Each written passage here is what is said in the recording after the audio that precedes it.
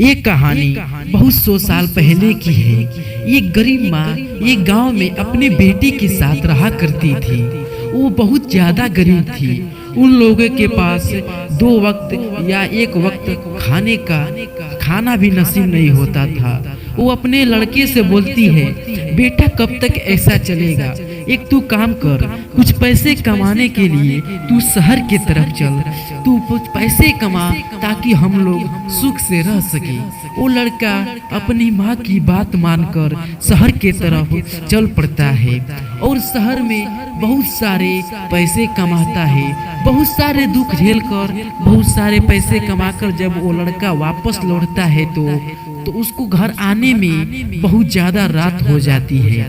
तो वो सोचता है क्यों ना आज की रात अपने दीदी के घर गुजार लिया जाए। तो वहां से फोन करता है, दीदी मैं आपके घर आ रहा हूँ क्योंकि मुझे घर जाने में बहुत लेट हो गई है, इसलिए मैं आज की रात आपके घर रुकना चाहता हूँ। ये बात सुनकर उसकी बहन बोलती है, ठीक है भाई आ जाओ। वो लड़का अपने दीदी के घर चला जाता है।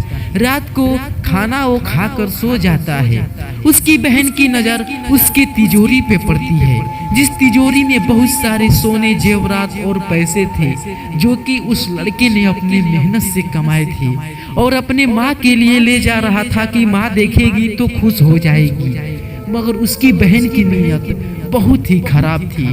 वो सब देखकर अपने भाई के सीने में एक खंजर मार दी। उसके बाद उसका भाई छटपटाने लगा, रोने लगा, बोला बहन तू एक बार अगर मुझसे बोल दी होती कि ये सब तुझको चाहिए तो मैं खुशी खुशी दे दिया होता। ये सब मैं तुम्हारे लिए और अपने माँ के लिए तो ही लाया था। इतना बोल के वो लड़का मर जाता है। उसकी बहन अपने ही घर में एक जगह उसको दफना देती है। जब सुबह होती है अपने माँ के पास फोन करती है, माँ भाई आने वाला था, क्या हुआ अभी तक नहीं आया। उसकी माँ भी घबराने लगती है और जब उस लड़की के पास फोन करती है तो उसका फोन स्विच ऑफ आता है।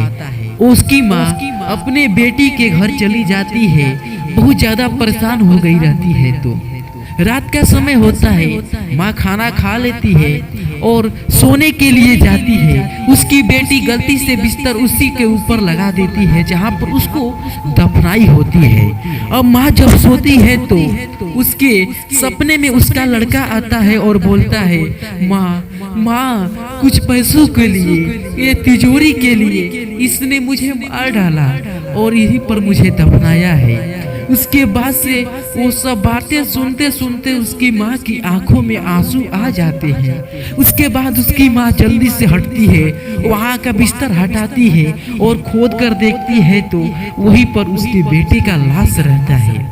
ये सब देखने के बाद उसकी माँ वहीं पर तेज तेज से रोने लगती है। ये देखकर उसकी बेटी पूरी घबरा जाती है। अब उसको लगता है कि मैं नहीं बच पाऊंगी। अपनी बेटी को बुलाती है और बोलती है, बता तूने कुछ पैसे के लिए हमारे औलाद को मार दिया, कुछ पैसों के लिए तूने हमारी बेटी को मार दिया। तुझे पैसा ही चाहिए था तो हम दोनों से बोल दी होती, सब तू रख ले होती। पता अब मेरे बेटे का क्या होगा। तू तो जिंदगी जी ली है, बेचारा घर से बाहर निकला था कुछ पैसे कमाने के लिए और जब आया तो इसको तूने मार दिया। तुझे भगवान कभी भी खुश नहीं रखेंगे। इतना कहकर वहां से उसकी माँ अपने बेटे का लाश लेकर चली जाती है और फिर अपने बेटी के ना घर आती है और ना अपनी बेटी को अपने घर बुलाती है।